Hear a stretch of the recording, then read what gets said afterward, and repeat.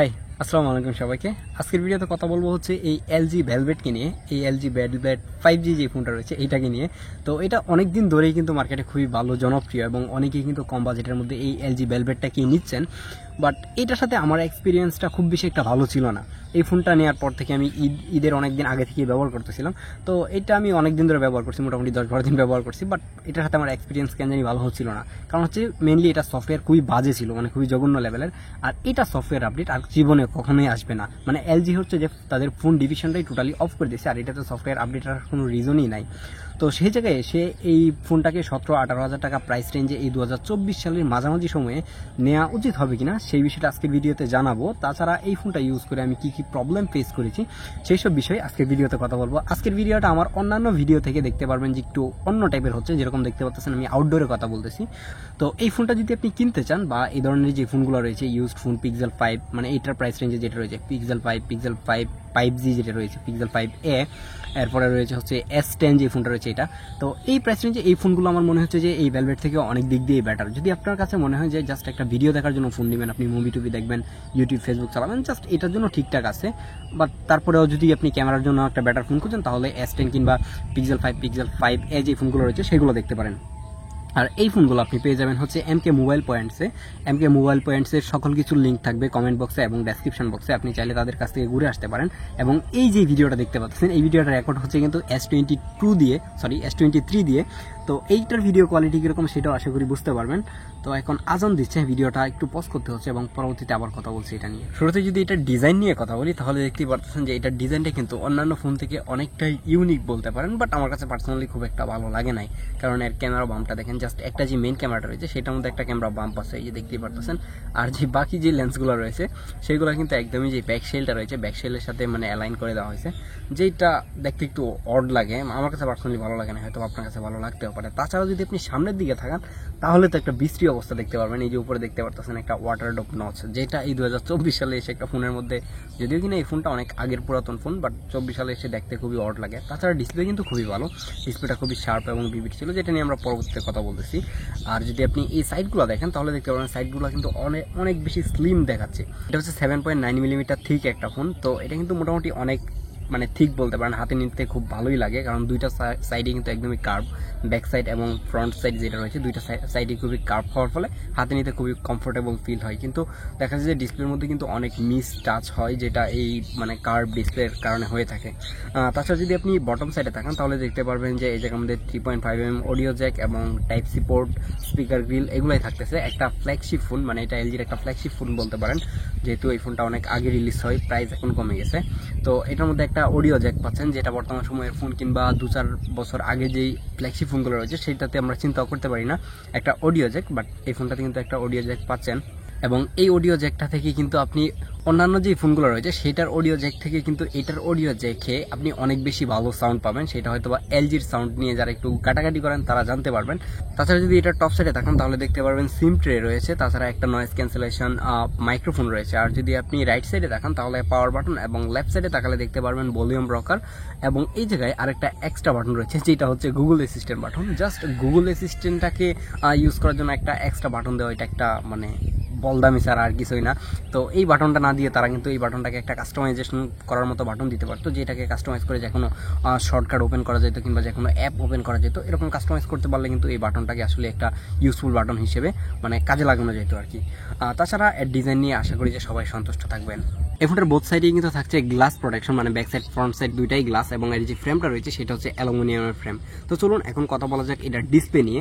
এটাতে ডিসপ্লে হিসেবে ইউজ করা হয়েছে 6.8 ইঞ্চির একটা POLED ডিসপ্লে, যেই ডিসপ্লেটা খুবই শার্প এবং ভিভিড ছিল, যেই ডিসপ্লেটা আশা করা যায় যে সবাইকেই মানে একদমই সন্তুষ্ট রাখবে এই প্রাইস রেঞ্জে। যারা 17-18 হাজার টাকা দিয়ে একটা ফোন কিনবেন, যেটা আপনি কখনো আশাও করতে পারেন না বর্তমান সময়ের ফোনের ক্ষেত্রে। বাট জাস্ট যদি আপনার কাছে এই নচটা নিয়ে কোনো ধরনের প্রবলেম না থাকে তাহলে এই ডিসপ্লেটা আপনাকে একদমই সন্তুষ্ট রাখবে। আমার কাছে পার্সোনালি এই ডিসপ্লেটা খুবই ভালো লেগেছে। তাছাড়া এই কার্ভ হওয়ার ফলে জাস্ট মাঝে মাঝে কিছু সময় দেখা যাচ্ছিল যে মিস টাচ হচ্ছিল, তাছাড়া ম্যাক্সিমাম টাইমে কিন্তু ঠিকঠাক মতোই কাজ করতেছিল। আর আমার হাতে যে ফোনটা রয়েছে এটার ডিসপ্লে কোনো অবস্থাতেই চেঞ্জ করা কিংবা রিপেয়ার করা বা গ্লাস চেঞ্জ করা এরকম কোনো কিছুই আমার কাছে লাগে নাই এখন পর্যন্ত। এটা ডিসপ্লে ইনটেক এবং অরিজিনালি আমার কাছে মনে হয়েছে। আর এই ডিসপ্লেটা 1080 এবং 2460 পিক্সেলের, যেটাতে 395 পিপিআই ডেন্সিটি থাকছে। আর এই ফোনের পারফরমেন্স নিয়ে যদি কথা বলতে চাই, একদমই টপ নচ লেভেলের পারফরমেন্স ছিল, বিষয়টা এরকম না। এটার পারফরমেন্স একদমই মডারেট লেভেলের ছিল, যেটা দিয়ে আপনি টুকটাক কাজ কিংবা মোটামুটি ধরনের গেমিং আপনি করতে পারবেন। এটাতে এসওসি হিসেবে থাকছে স্ন্যাপড্রাগন 765G যেই এসওসিটা রয়েছে সেইটা, এবং এইটার দিয়ে যে পারফরমেন্স আমি পাচ্ছিলাম এই ফোনটাতে, মানে সেইটা খুব বেশি একটা সন্তুষ্টজনক ছিল না।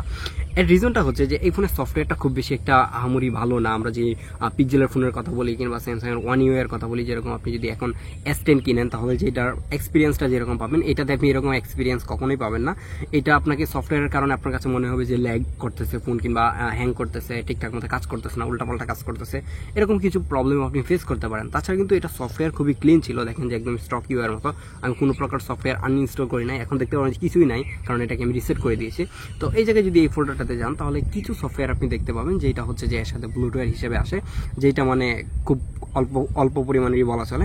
তাছাড়া এই ফোনটা কিন্তু একটা কোরিয়ান ভেরিয়েন্ট ফোন, এবং সফটওয়্যার নিয়ে আশা করা যায় যে যদি আপনি খুব বেশি ফোন নিয়ে ঘাটাঘাটি করে না থাকেন, কিংবা সফটওয়্যার রিলেটেড খুব বেশি এক্সপিরিয়েন্স এর আগে আপনি অন্য ফোনে করেন নাই, তাহলে আপনার কাছে এই প্রবলেম মনে হবে না। বাট যদি আপনি এর আগে এর থেকে ভালো কোনো ফোন ইউজ করে থাকেন, কিংবা স্যামসাংয়ের ফোন, গুগল পিক্সেল ইউজ করেন, রিসেন্ট পিক্সেলগুলো, তাহলে হয়তো আপনার কাছে মনে হবে যে এই ফোনটা অনেক বেশি ব্যাকডেটেড। বাট এই ফোনটাতে এখন পর্যন্ত কিন্তু অ্যান্ড্রয়েড 13 যেটা রয়েছে সেটা আপডেট আসছে, এবং তার পরবর্তীতে আর কোনো আপডেট পাবেন না। এবং এটাতে কিন্তু অ্যান্ড্রয়েড 10 লঞ্চ হয়েছে, 13 পর্যন্ত আপডেট পাচ্ছেন, এবং এটাতে অলরেডি কিন্তু 13 চলতেছে। এটাতে স্টোরেজ টাইপ হিসেবে থাকছে UFS 2.1 স্টোরেজ, আর আমার হাতের এই ফোনটা 128GB, মানে 8GB র্যাম 128GB যে স্টোরেজটা রয়েছে সেইটা। এবং এটাতে গেমিং করেও দেখেছি যে গেম কিন্তু ঠিকঠাক ভালোভাবেই চলতেছিল, খুব বেশি একটা প্রবলেম করতেছিল না। বাট আমি মাঝে মাঝে এই যে হোম পেজের মধ্যে প্রবলেম পেয়েছি। আর আরেকটা কথা এই জায়গায় বলে রাখি, সেটা হচ্ছে এই যে দেখেন যে ফোনটা লক করলাম, বা যদি আমি এটাকে আনলক করতে যাই তাহলে দেখেন যে কতটা সময় নিচ্ছে। মানে এই ফিঙ্গারপ্রিন্টটা খুব ভালোভাবেই স্লো, মানে খুবই স্লো বলতে পারেন, বাজে লেভেলের জিনিস এটা একটা। বাট এটা কিন্তু খুবই মানে এই প্রাইস রেঞ্জে কাজের জিনিস বলতে পারেন, কারণ হচ্ছে এই প্রাইস রেঞ্জে দেখা যায় যে আন্ডার ডিসপ্লে ফিঙ্গারপ্রিন্ট সেন্সর আমরা পাই না। আর এটা কিন্তু আলট্রাসনিক ফিঙ্গারপ্রিন্ট সেন্সর না, দেখতেই পাচ্ছেন যে অনেক লেট করতেছে, এবং এটাতে দেখেই বোঝা যাচ্ছে যে এটা আলট্রাসনিক ফিঙ্গারপ্রিন্ট সেন্সর না। এই প্রাইস রেঞ্জে যারা ফোন কিনে থাকে, ম্যাক্সিমাম মানুষজনই ফোন কিনে থাকে গেমিং এর জন্য, আর হচ্ছে একটা ভালো ক্যামেরার জন্য। আপনি যদি একটা ক্যামেরার জন্য ফোন কিনতে চান তাহলে এই ফোনটা আমি কোনো অবস্থাতেই আপনাদেরকে সাজেস্ট করবো না। বাট গেমিং এর জন্য হইলে আপনি চাইলে কিনতে পারেন। বাট আমার কাছে পার্সোনালি কেন জানি এই ফোনটা ভালোই লাগতেছে না। বাট আমি এটা জানি না কেন ভালো লাগতেছে না। আমি এর আগে যে ভিডিওগুলো দেখলাম যারা এই ইউজ ফোনের রিভিউ করেছে তারা সবাই ভালো বলেছে, বাট আমার কাছে পার্সোনালি ভালো লাগতেছে না। এটা হয়তো অন্যদের কাছে ভালো লাগতেও পারে। আপনি এই ফোনটা কেনার আগে আপনি চাইলে আরো কিছু রিভিউ দেখতে পারেন।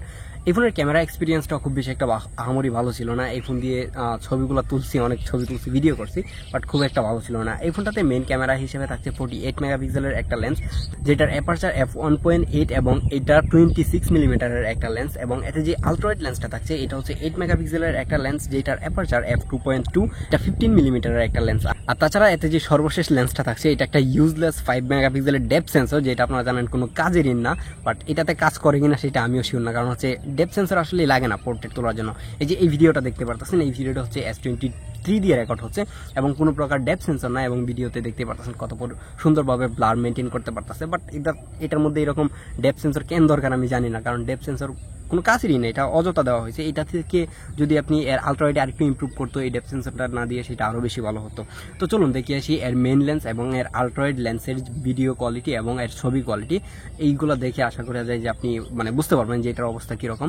আমি যদি একটু বলতে চাই তাহলে এর মেইন লেন্সটা এবং এর ফ্রন্ট ক্যামেরা যেটা রয়েছে, আচ্ছা এর ফ্রন্ট ক্যামেরা কি সেটাই বলি না, এর ফ্রন্টে সেলফি ক্যামেরা হিসেবে 16 মেগাপিক্সেলের একটা ক্যামেরা থাকতেছে, যেটার অ্যাপারচার হচ্ছে f1.8, যেটার ছবিগুলো আহামরি ভালো ছিল না। মাঝে মাঝে একটু ভালো ছবি তুলতেছিল, বাট ম্যাক্সিমাম টাইমে দেখা যাচ্ছে কিরকম জানি ঝাপসা টাইপের ছবি তুলতেছিল, ছবি ব্লার হয়ে যাচ্ছিল, এই ধরনের কিছু প্রবলেম খুঁজে পাচ্ছিলাম। আর এই ফোন দিয়ে মানে এই ফোনের যতগুলো ক্যামেরা আছে সবগুলো দিয়ে ছবি তুলে দেখেছি, যেটা আমার কাছে মনে হচ্ছে আমার কোনো অবস্থাতেই জন্ডিস নাই, বাট আমার কাছে এই ফোনটা দিয়ে ছবি তোলার পর মনে হচ্ছে যেন আমার জন্ডিস হয়ে গেছে, কেমন জানি ছবিগুলো একটু ইয়েলোস করে ফেলতেছিল। মানে আইফোনের ভিভিড মোড যেরকম করে একটু কালার বুস্ট করে, বাট এটার কালার আইফোন ভিভিড মোডের মতো যায় নাই, বাট এটার কালার কেমন যেন একটু ইয়েলোস করে দেয়, মানে যেটা দেখতে খুবই বাজে লাগে। যদি একটু বেশি কন্ট্রাস্টই করতো কিংবা একটু ছবি শার্প থাকতো তাহলে দেখতে সুন্দর লাগতো, বাট এই ছবিগুলো আমার কাছে ভালো লাগে নাই। তো আশা করি যে এই ছবিগুলো এবং ভিডিও স্যাম্পল দেখলে আপনার ডিসাইড করতে সহজ হবে যে এই ভেলভেটের মানে ক্যামেরা এক্সপিরিয়েন্স কিরকম ছিল। এই হচ্ছে LG ভেলভেটের ফ্রন্ট ক্যামেরা ভিডিও। এর ফ্রন্ট ক্যামেরা দিয়ে আপনি সর্বোচ্চ 4K 30 fps ভিডিও রেকর্ড করতে পারেন, বাট আমি শিওর না যে এটা 30 fps রেকর্ড হচ্ছে নাকি 60 fps। জাস্ট এই জায়গায় 4K সিলেক্ট করার অপশন রয়েছে। তো এটার ফ্রন্ট ক্যামেরার ভিডিও হচ্ছে এরকম একটা স্যাম্পল পাবেন। এখন আমরা সুইচ করবো হচ্ছে এর ব্যাক ক্যামেরাতে, দেখবো এর ব্যাক ক্যামেরার ভিডিও কোয়ালিটি কিরকম। আর এটা হচ্ছে এর ব্যাক ক্যামেরা যে মেইন ক্যামেরাটা রয়েছে সেটা ভিডিও, এবং এটা দিয়েও কিন্তু 4K তে ভিডিও রেকর্ড হচ্ছে এবং 4K 30 fps মোস্ট প্রবাবলি, কারণ হচ্ছে এই জায়গার মধ্যে 60 fps কিংবা 30 fps এর কোনো অপশন যেহেতু দেয় নাই, তার মানে এটা 30 fps। আর এটা থেকে আশা করা যায় যে এটার ভিডিও কোয়ালিটি কিরকম হবে, মানে এর মেইন লেন্স দিয়ে, এবং এর সাউন্ডটাও কিন্তু এটা দিয়ে রেকর্ড হচ্ছে। তো আশা করি যে আপনারা একটা আইডিয়া পেয়ে যাবেন। এখন আমরা সুইচ করবো এর আলট্রা ওয়াইডে। আর এটা হচ্ছে এর আলট্রাওয়াইডের ভিডিও। আলট্রাওয়াইডের ভিডিও কোয়ালিটি খুবই জঘন্য হবে, আমি মানে এখনো দেখি নাই, বাট আমার কাছে লাগতেছে যে জঘন্য হবে। তো আলট্রাওয়াইডের ভিডিও কোয়ালিটি এরকম পাবেন। আর আলট্রাওয়াইড দিয়ে আপনি 4K তে ভিডিও রেকর্ড করতে পারবেন না, এটা দিয়ে আপনি just 1080p 30 fps video record করতে পারবেন।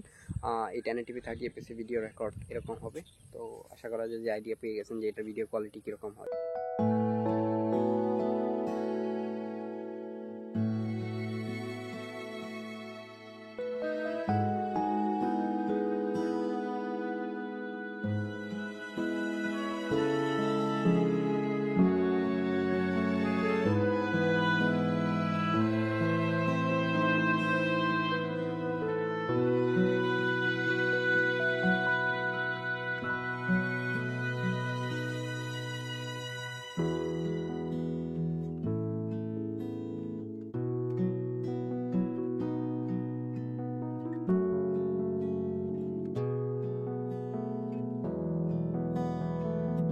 তো আশা করা যায় যে এর ভিডিও এবং ছবি দেখে আপনারা বুঝতে পারতেছেন যে এটা ভেলভেটের ছবির কোয়ালিটি এবং ভিডিও কোয়ালিটি কীরকম ছিল।